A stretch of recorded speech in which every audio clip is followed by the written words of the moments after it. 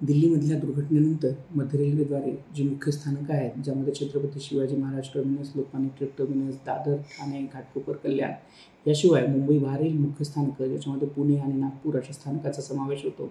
या सर्व स्थानकांवरती RPF आणि GRP यांच्या माध्यमातून जी गस्त घातल्या जाते ती वाढवण्यात आलेली आहे.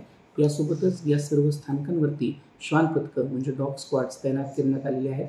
यातून पूर्ण स्थानकांची काळजीपूर्वक तसेच येणाऱ्या प्रवाशांची देखील काळजीपूर्वक चौकशी आणि त्यासोबतच त्यांची तपासणी केली जात आहे. आपल्या सर्व प्रवाशांना ही आम्ही विनंती करू इच्छितो की आपल्याला जर आपल्या आसपास कुठल्याही प्रकारचे संदिग्ध वस्तू किंवा संदिग्ध व्यक्ती दिसला तर त्याची माहिती आपण लगेच प्रशासनाला द्यावी, ज्याच्या माध्यमातून आपण आपला प्रवास आणि एकूणच आपला परिसर हा सुरक्षित करू शकू. यासोबतच आम्ही आपल्या सर्वांना ही विनंती करतो की कृपया कुठल्याही प्रकारच्या अफवांवरती विश्वास ठेवू नका.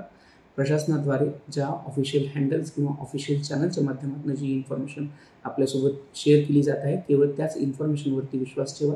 कुठल्याही प्रकारच्या अफवांवरती विश्वास ठेवून घाबरून जाण्याचं कुठलंही कारण नाही.